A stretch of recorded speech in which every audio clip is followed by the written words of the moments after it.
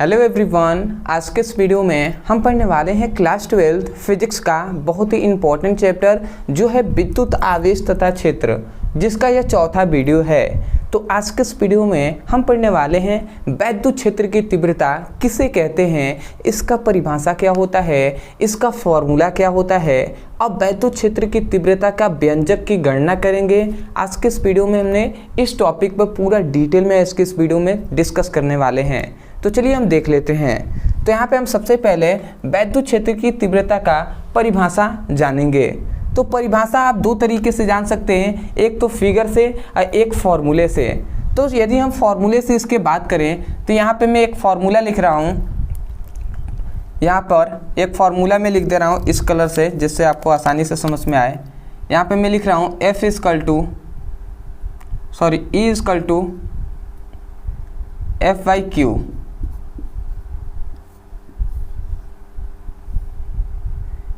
यहाँ पे एक हमने फॉर्मूला लिखा है इजकल टू F/Q, जहाँ पर ये क्या है भैया, बल है, और Q क्या है, आवेश है।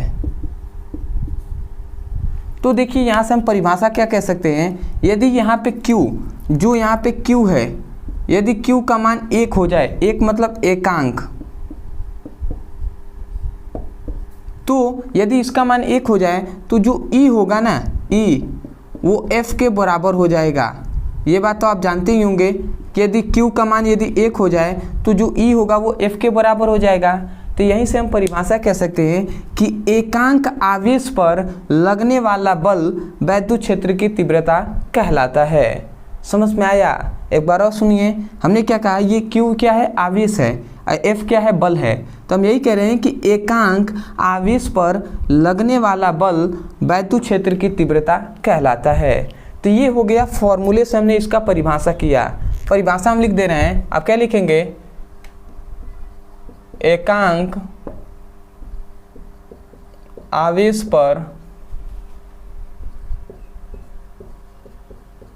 लगने वाला बल वैद्युत क्षेत्र की तीव्रता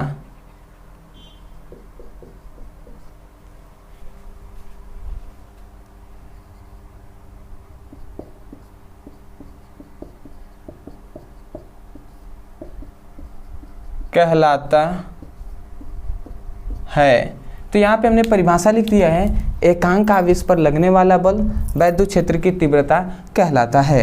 अब इस यहाँ से फॉर्मूले से हमने किया हुआ है, अभी हम फॉर्मूले आपको लिख देंगे, बट अभी आप फिलहाल मैं मिटका दे रहा हूँ इसको, ठीक है। अभी मैं सब कुछ लिख के बताऊँगा, परिभाषा के लिए मैंने केवल आपको समझाने के लिए बता दिया। अब इस पर एकांक आवेश पर लग रहा है बल, पर किसके द्वारा लग रहा है, इसको यदि आपको समझना है, और इतना ही शॉर्ट में ही आपको परिभाषा नहीं बोलना है, आपको इसको डिटेल में थोड़ा सा समझिए, क्योंकि इसी पर बेस्ड है आगे के जितने भी टॉपिक आएंगे। तो इसका परिभाषा हम अच्छे से करेंगे। और वो कैसे करेंगे, तो देखिए इसका परिभाषा करने के लिए ये थोड़ा सा एक फिगर है जो आपको थोड़ा सा समझना होगा। ये क्या है, एक वैद्युत क्षेत्र है। ये क्या है, वैद्युत क्षेत्र। मैं यहाँ पे लिख दे रहा हूँ, ये है विद्युत क्षेत्र, ठीक है जी, ये वैद्युत क्षेत्र है। अब इसमें हमने एक आवेश ले लिया, ये मान लेते हैं, ये हमने एक आवेश ले लिया जो है Q, और यहाँ पे हमने एक एकांक धनावेश ले लिया, एकांक धनावेश, जिसे हम परीक्षण आवेश भी कहते हैं। देखिए यहाँ पे हमने आवेश लिया है और यहाँ पे एकांक धनावेश लिया है, या इसे हम परीक्षण आवेश भी कहते हैं। इसे हम एकांक आवेश के नाम से भी जानते हैं, या इसे ही हम किस नाम से भैया, परीक्षण आवेश के नाम से भी जानते हैं, परीक्षण आवेश। ये हम इसलिए लिख रहे हैं, इसी से आपको परिभाषा समझ में आएगा। तो देखिए यहाँ पे क्या होता है, कोई भी वैद्युत क्षेत्र है, मतलब यदि कोई आवेश है तो आवेश के चारों ओर वैद्युत क्षेत्र उत्पन्न ही होगा।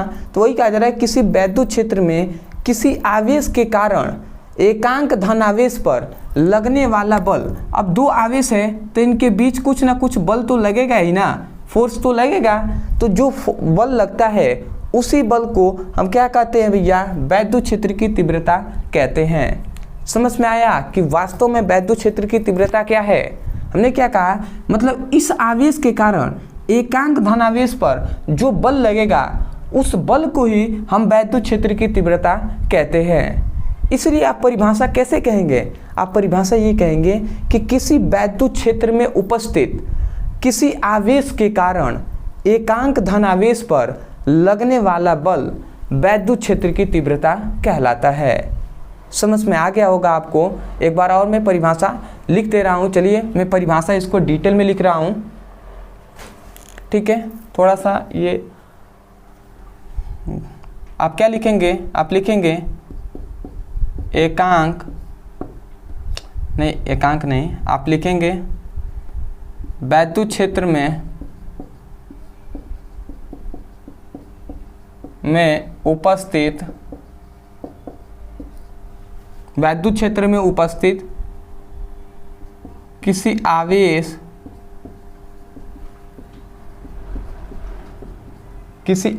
के कारण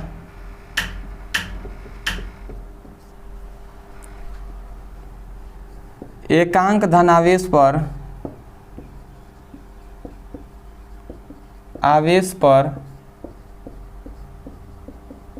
लगने वाला बल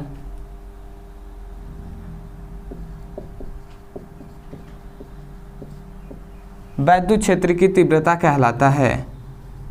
वैद्युत क्षेत्र की तीव्रता कहलाता है, ठीक है। तो ये हमने परिभाषा लिख दिया है, ठीक है। थोड़ा सा आंधी आ रहा है इसलिए थोड़ा सा दिक्कत है। तो यहाँ पे हमने क्या लिखा है, किसी वैद्युत क्षेत्र में उपस्थित किसी आवेश के कारण एकांक धनावेश पर लगने वाला बल वैद्युत क्षेत्र की तीव्रता कहलाता है। फिगर से आपको याद रखेंगे, किसी वैद्युत क्षेत्र में उपस्थित किसी आवेश के कारण एकांक धनावेश पर लगने वाला बल वैद्युत क्षेत्र की तीव्रता कहलाता है। आशा करते हैं आपको समझ में आ गया होगा। उसके बाद ये दो फॉर्मूले हैं, इसको आपको नोट्स में लिख लेना है। इसको मैं मिटा दे रहा हूँ। इनका दो फार्मूला होता है। एक फार्मूला मेन जो होता है वो होता है ये E = 1/4πε0 Q/r²। ये एक फार्मूला होता है, इसको आपको याद रखना है। और एक और इसी से फार्मूले से एक और फार्मूला मिलता है जो है E = F/Q। ये दो फार्मूले मिलते हैं, इन दोनों फार्मूले को आपको तैयार रखना है। अब भैया अब आता है इसकी गणना कि वैद्युत क्षेत्र की तीव्रता की, मतलब इस फार्मूले को हमें प्रूफ करना है कि कैसे आया। तो उसको हम देख लेते हैं। तो यहाँ से हम लिखेंगे गणना। और गणना में सबसे पहले आप लिखेंगे, चूँकि कूलाम के नियम से हम क्या जानते हैं भैया, हम जानते हैं कि F = 1/4πε0 और Q/Q1 Q2/r²। ये फॉर्मूला आपने पढ़ा होगा जब कूलाम के नियम हमने पढ़ाया था, उसमें हमने बताया था कि F = 1/4πε0 Q1 Q2/r² होता है। अब यहाँ पे जो कूलाम है उन्होंने कहा था, कूलाम नामक वैज्ञानिक ने, जहाँ Q2 = 1 हो, मतलब यदि Q2 का मान यदि 1 हो जाए तो वहाँ पे हमें फॉर्मूला क्या मिलेगा, वहाँ पे हमें फॉर्मूला मिलता है जो है F = क्या मिलेगा 1/4πε0 और वहाँ पे Q/r² मिलेगा। ये मिलेगा ना। देखिए यदि इसका मान 1 हो जाए तो 1 गुणा कराएगा तो Q1 में तो Q1 ही हो जाएगा। तो वही हमने लिखा है कि F = 1/4πε0 Q1/r²। अब Q एक ही आवेश है तो वहाँ पे Q1 लिखने की कोई ज़रूरत नहीं है, ठीक है। तो इतना मिल गया। अब चूँकि हम ये भी बात जानते हैं कि जो भैया क्या होता है, E जो होता है ना वो F के बराबर होता है, मतलब जो बल है वही वैद्युत क्षेत्र की तीव्रता है। तो भैया जब E F के बराबर होता है तो F के जगह पे E भी तो लिख सकते हैं ना। तो इस F के जगह पर हम E भी तो लिख सकते हैं। तो E = हम क्या लिख सकते हैं 1/4πε0 और Q/r², ये हम लिख सकते हैं। और देखिए ये फार्मूला आपका पहला प्रूफ हो गया। पहला ये फार्मूला, यही तो फार्मूला है ना। तो ये फार्मूला आपका प्रूफ हो गया, ठीक है, प्रूव्ड हो गया है। तो ये आपका हो गया। बट अगर इस फॉर्मूले को भी प्रूफ करना है तो देखिए इसके आगे हम क्या करेंगे, दोनों पक्षों में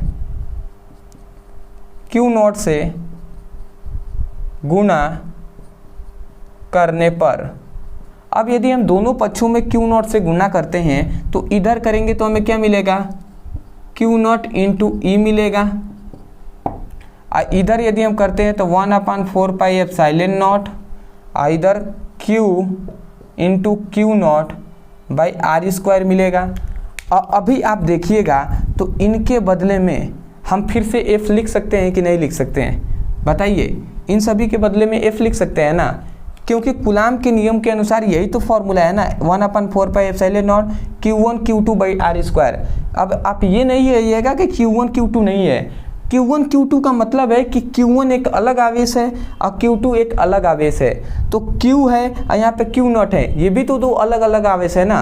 तो ये कूलाम के नियम का ये फॉर्मूला है। तो इतने की जगह पर F भी लिख सकते हैं, तो इतनी जगह पर भी F लिख सकते हैं। तो यहाँ से हमें क्या मिलेगा, यहाँ से मिला हमें Q0 into E equal to F. अब इसको हम इधर भेजते हैं तो यहाँ से ई इक्वल टू हमें फॉर्मूला मिलता है जो है F बाई Q0, ठीक है। तो ये हमें फॉर्मूला मिल गया, तो ये आपका दूसरा भी प्रूफ हो गया, ठीक है। दूसरा भी आपका फॉर्मूला प्रूफ हो गया, E equal to F by Q0।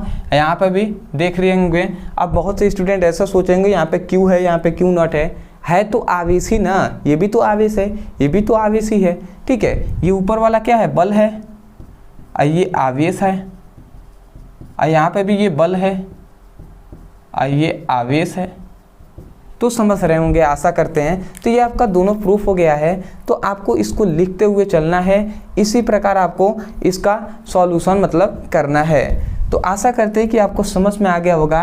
वैद्युत क्षेत्र की तीव्रता का दोनों परिभाषा होता है, दोनों परिभाषा को लिखने के बाद आपको यहाँ से इसकी गणना कर देना है। ये दोनों फॉर्मूले याद रखना है, न्यूमेरिकल में आपको बहुत ही उपयोगी साबित होगा। तो आशा करते हैं कि आपको समझ में आ गया होगा।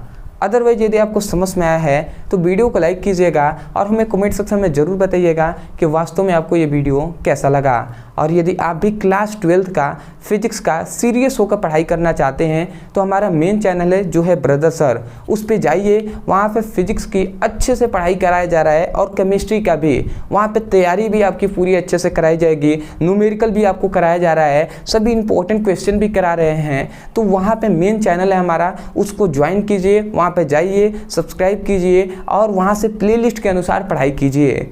आशा करते हैं आप समझ गए होंगे।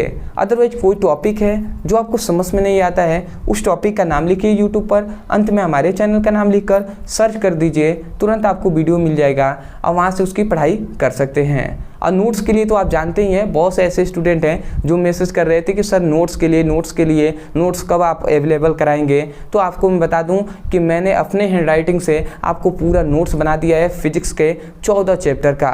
तो आप चाहें तो इस नोट्स को ले सकते हैं। नोट्स के लिए आपको केवल 69 रुपये आपको पे करके आपको पूरे 14 चैप्टर का नोट्स मिल जाएगा, ठीक है। केवल पर चैप्टर हमको लग रहा है 5 रुपये पड़ रहा है। तो आप चाहें तो ले सकते हैं। नीचे दिए गए नंबर पे आप मैसेज करके, हमारी जो टीम है उनसे मैसेज करके आप कहेंगे कि सर नोट्स दे दीजिए क्लास 12 फिजिक्स का, तो आपको नोट्स दे देंगे। और उनसे ही आप प्लेलिस्ट का भी लिंक मांग सकते हैं, फिजिक्स केमिस्ट्री का। उस लिंक पर क्लिक करेंगे, वीडियो आपको सभी मिलेंगे, तो वहाँ से उसकी पढ़ाई भी कर सकते हैं। तो आशा करते हैं आप समझ गए होंगे। तो चलिए दोस्तों, आज के लिए इतना ही। मिलते एक बेहतरीन टॉपिक के साथ, तब तक के लिए धन्यवाद। जय हिंद, जय भारत।